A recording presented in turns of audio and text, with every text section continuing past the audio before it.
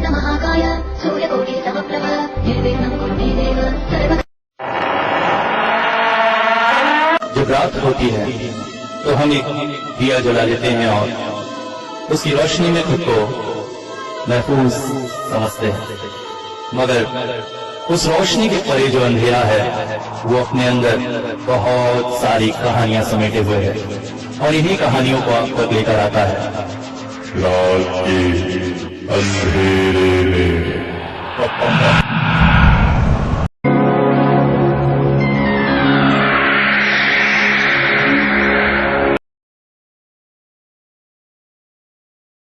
इस बार भी गर्मी की छुट्टियों में हर बार की तरह मैं गांव पहुंच गया। मेरे पिताजी गांव में खेती किसानी का काम करते थे। नहीं, हाँ, सामान्य छोटे किसानों की तरह नहीं। हमारे यहाँ काफी बड़े पैमाने पर खेती होती थी। हमारे दादा परदादाओं ने इसे काफी बढ़ा दिया था और पिताजी इस समय आधुनिक तकनीक का इस्तेमाल करते थे, जिसके चलते खेती काफी उन्नत हो रही थी।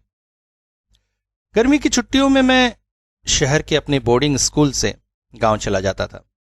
यही तो समय होता था जब गांव को अच्छे से देख सकूं, गांव में समा सकूं, गांव की हरियाली, गांव की खुशहाली, गांव की सुंदरता और पिताजी के नए नए मशीनी तकनीक, ये सब देखकर मन प्रसन्न हो जाता था। ऐसा लगता था काश छुट्टी के ये 2 महीने बीते ही ना, या फिर जल्दी जल्दी पढ़ाई कंप्लीट करके मैं भी यहां आ जाऊं काम करने में। उस दिन पिताजी ने कहा हमने जो नया खेत खरीदा है वहां लेकर जाएंगे। ट्रैक्टर पर मां, मैं और पिताजी बैठकर उस ओर चल पड़े। ये हमारे गांव से काफी बाहर का इलाका था। पिताजी ने इसे कुछ नई फसल पद्धति की चीजें लगाने के लिए खरीदा था। वैसे अभी इस जमीन पर निंदाई गुड़ाई वगैरह शुरू नहीं हुई थी। काफी समय से ये जमीन वीरान ही पड़ी थी। जमीन थी बड़ी सुंदर, आसपास बहुत सारे बड़े बड़े पेड़ थे। मैं वहीं टहलने लगा। मां और पिताजी बैठकर वहां कैसे क्या करना है इस विषय पर चर्चा करने लगे। घूमते घूमते अचानक ही मेरी नजर जमीन पर पड़ी हुई किसी चीज पर पड़ी। चीज इसलिए कह रहा हूं क्योंकि पहले मुझे समझ में ही नहीं आया था कि वो है क्या। ऐसा लगा पत्थर वगैरह का टुकड़ा होगा, फिर लगा नहीं, मिट्टी की तरह ही दिख रहा है। मगर हाथ में उठाया तो ऐसा चमकीला था जैसे कांच हो या सिरेमिक का टुकड़ा हो। मगर इस तरह की बंजर जमीन पर कांच या सिरेमिक इधर तो ज्यादा कोई आता भी नहीं है। मगर फिर समझ में आया कि थोड़ा सा तुलतुला है, लगता है कोई बीज है। आसपास देखा तो इस तरह का बीज वाला कोई पेड़ नहीं था। मैंने उसे अपनी जेब में रख लिया। मां के पास गया तो मां को उसे दिखाया। मैंने मां से पूछा, मां ये कौन से पेड़ का बीज है? मां ने भी देखकर आश्चर्य किया। अरे ऐसा बीज तो हमने कभी नहीं देखा। एक काम कर, लेके चल, घर में किसी छोटे गमले वगैरह में लगा देंगे। कुछ दिनों में जब पेड़ निकलेगा तो समझ में आ जाएगा कि किस चीज का बीज है। मैं भी खुश हो गया। अपने गांव लौटते हुए हम एक छोटे गांव से होकर गुजरे जो आदिवासियों का था। यहां पर रहते थे घनादा। घनादा एक समय हमारे घर में काम किया करते थे। जानवरों की देखभाल और इस तरह के सारे काम उन्हीं के हवाले थे। बहुत ही विश्वास पात्र और बहुत ही अच्छे इंसान थे, मगर अब बूढ़े हो जाने की वजह से उनसे काम नहीं होता है, इसलिए गांव में ही रहते थे। वैसे अगर कहा जाए तो गांव के सबसे पुराने व्यक्ति में वही बचे थे। उनके बेटे पोते वगैरह अब काम देखते थे। घनादा मुझे बचपन में बहुत प्यार किया करते थे, इसलिए अगर कभी गांव आऊं और इस ओर आना हो तो मैं उनसे मिलकर जरूर जाता था। वो भी मुझसे मिलकर बहुत प्रसन्न होते थे। अतः हमने ट्रैक्टर उनके घर की ओर मोड़ दी। छोटा सा कच्चा घर था उनका। घर के बाहर ही एक रस्सी की खाट पर वो बैठे हुए थे। हालांकि उनकी आंखें अब कमजोर हो गई थी, इसलिए उन्हें थोड़ा कम ही दिखता था, मगर मेरी आवाज सुनकर वो खुश हो पड़े। अरे छोटे बाबू मुझे गले से लगा लिया। मुझे भी उनका ये असीमित प्यार बहुत अच्छा लगता था। बैठकर हम बातें ही कर रहे थे कि पता नहीं कैसे उनकी कमजोर नजर के बाद भी मेरे हाथों में रखे उस बीज को उन्होंने देख लिया। देखते ही चौंक पड़े और बोले, छोटे बाबू ये कहां से मिला आपको? अरे वो पिताजी ने नई जमीन खरीदी है ना, वहीं। पता नहीं क्या है। फेंक दीजिए, बिल्कुल फेंक दीजिए। मगर क्यों? ये शैतान का बीज है, शैतान पेड़ का बीज है ये। देखिए इसे, इसका दोबारा जमीन में नहीं जाना चाहिए। मगर आपको कैसे पता, और इतना डर क्यों रहे हैं आप? मैं चौंक पड़ा। ठीक है छोटे बाबू, आपको मैं एक बात बताता हूं। मेरे बचपन की बात है ये। इस बीज को उसके बाद आपको फेंकना होगा। ठीक है, मैं फेंक दूंगा, मगर बताइए तो। आज से बहुत साल पहले की बात है। तब मैं भी आप ही के उम्र का होता था। एक बार ऐसे ही गांव के खेत में घूमते घूमते मुझे भी यह बीज मिला था। मैंने आश्चर्य किया। पिताजी से, मां से पूछा तो जवाब न मिल पाया कि आखिर किस पेड़ का बीज है ये। अतः बेहद उत्सुकता से भरकर मैंने अपने खेत से कुछ दूरी पर एक खाली जमीन पर इसे बो दिया। आश्चर्य, अगले ही दिन जमीन में से चारा निकल आया। मैं चौंक पड़ा था। अरे ऐसा कौन सा पेड़ हो सकता है जिसमें इतनी जल्दी चारा निकले? कम से कम 2 से 3 दिन तक तो समय लगता ही है, मगर 24 घंटे में ही इसका चारा निकल आया। और आश्चर्य की सीमा तब और बढ़ने लगी जब कुछ ही दिनों में वो बड़ा सा पेड़ बन गया। मैं आश्चर्यचकित था। मेरे कुछ दोस्तों को भी मैंने इसके बारे में बताया, मगर किसी को भी इस पेड़ के बारे में कुछ पता न था। अब इंतजार था इसमें फल या फूल आने का, ताकि समझ में आ सके कि आखिर ये है क्या। पेड़ की ऊंचाई करीब 4 फुट होगी। अजीबोगरीब से पत्ते थे। हम लोग अक्सर सुबह या शाम उस पेड़ के आसपास घूम आते थे। एक दिन एक आश्चर्यजनक बात मेरी नजर में पड़ी। मैंने देखा पेड़ के आसपास कुछ कीड़े मकोड़े पड़े हुए थे, मरे हुए। लगा आपस में लड़ झगड़ कर मर गए होंगे, या फिर हो सकता है पेड़ से कोई जहरीला पदार्थ निकलता हो जिसकी वजह से ही मरे हैं। तभी नजर उस पेड़ पर पड़ी। पेड़ में एक सुराख था और उस सुराख से जैसे कोई कीड़ा झांक रहा था। कीड़े ने 1-2 बार सिर बाहर निकाला और फिर अंदर चला गया। मैं लकड़ी लेकर उस कीड़े को बाहर लाने की कोशिश करने ही वाला था कि मां ने खाना खाने बुला लिया। मगर उस शाम जो हुआ वो बेहद आश्चर्यजनक था। गांव के ग्वाले रामधन की एक बकरी गायब थी। काफी खोजबीन की गई मगर मिली नहीं। और अंत में उसकी खून विहीन शरीर मिला ठीक उसी पेड़ के नीचे। गांव वालों ने सोचा कोई जंगली जानवर यहां आया होगा जो उसे मारा होगा, मगर मेरी नजर से एक बात नहीं बच पाई।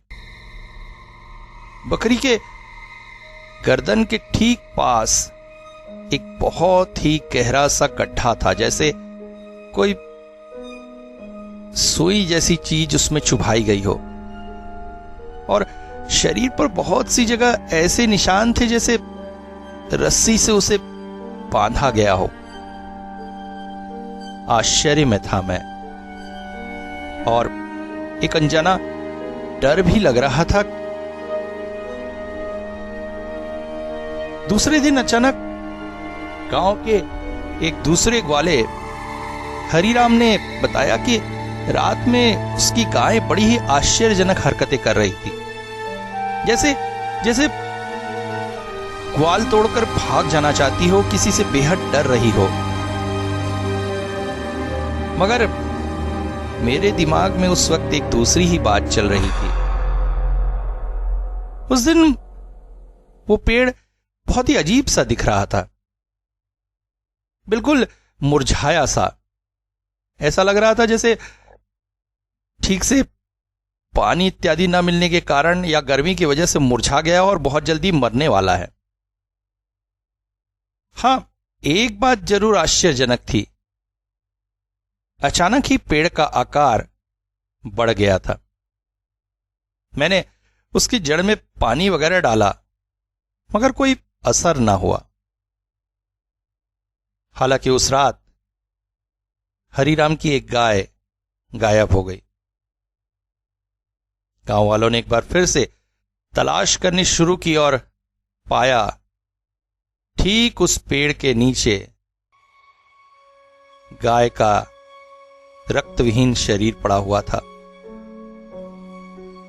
किसी को समझ में नहीं आ रहा था कि आखिर गांव में ऐसा कौन सा जानवर आ गया है जो ऐसी हरकतें कर रहा है, मगर मेरा विश्वास अब दृढ़ हो गया था, क्योंकि गाय के शरीर का हाल भी ठीक वैसा ही था जैसे उसके गले में कोई सुई जैसी चीज घुसाई गई हो और शरीर पर रस्सियों पर जकड़ने के निशान थे।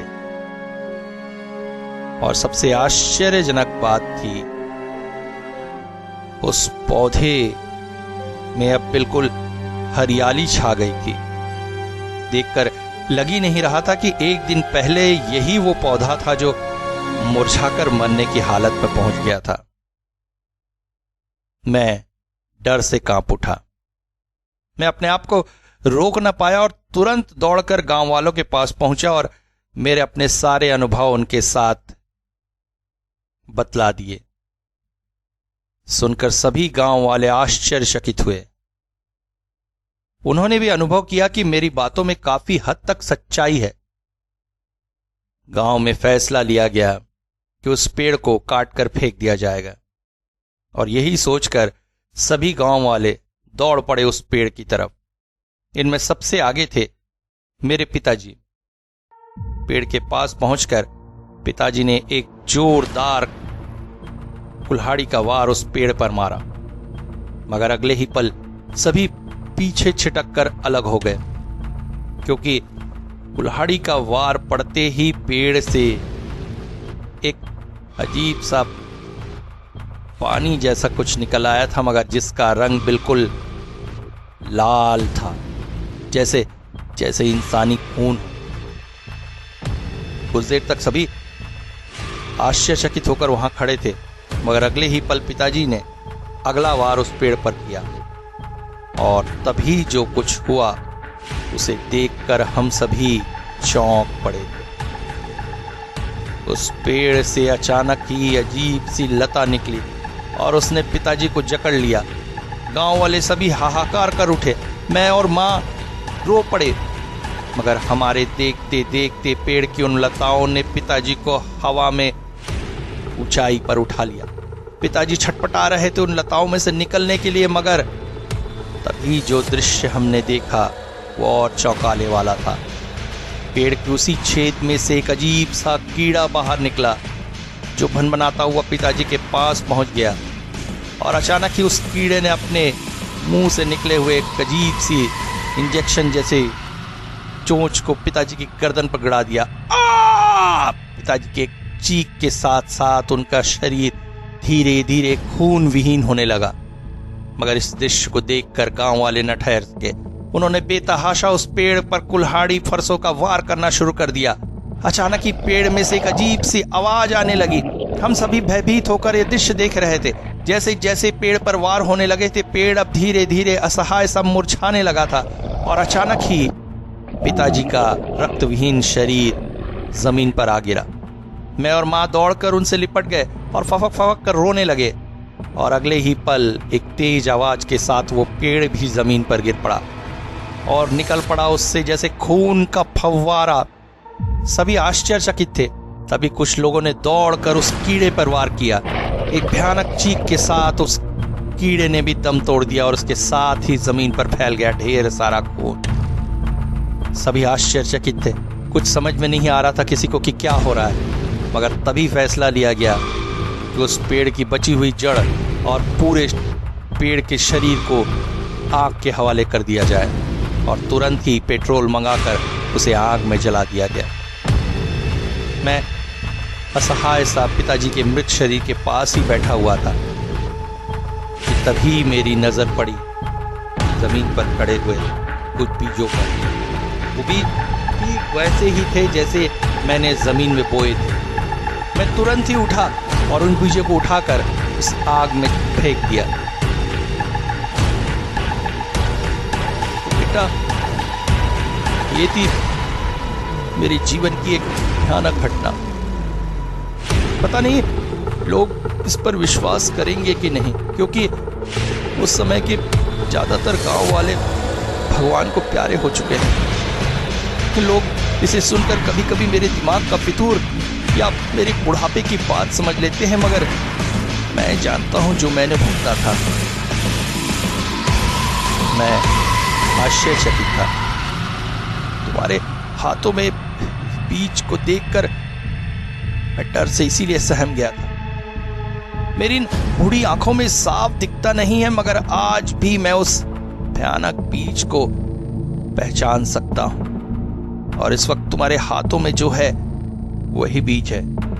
ये किसी भी तरह से जमीन के अंदर नहीं जाना चाहिए, वरना जलजला आ जाएगा। घनादा के पास से लौटकर मैंने घर में वही किया जो मुझे करना था। मतलब बहुत सारा कागज जलाया और उस बीज को उस कागजों के बीच डालकर स्वाहा कर दिया। बाद में काफी सोच विचार से मेरे दिमाग में एक बात आई कि इस दुनिया में बहुत सारे ऐसे राज हैं जिन्हें हम आज तक समझ नहीं पाए हैं। हमारी धरती के कोने कोने में कुछ ऐसी चीजें छुपी हुई है जिनकी व्याख्या कर पाना हमारे लिए संभव नहीं है। और उन्हीं में से एक थी शायद इस पेड़ की कहानी। वो पेड़ क्या था, कहां से आया था, कोई नहीं बता सकता है। हो सकता है आदिम युग से वो पेड़ और उसके बीज इस धरती पर विद्यमान थे, जो किसी तरह से बाहर आ गए थे, या फिर किसी और ग्रह से आने वाले किसी एस्टेरॉइड में होकर वो पेड़ धरती तक पहुंचा था।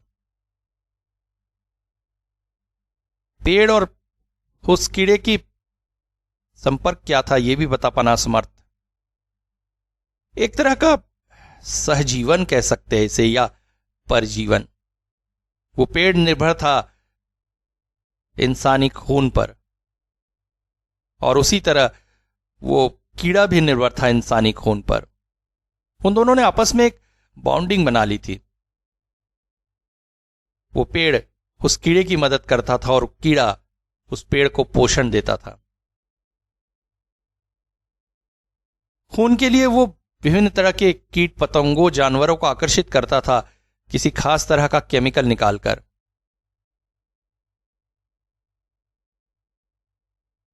और बदले में पेड़ उसे देता था आश्रय और वो पेड़ को देता था पोषण।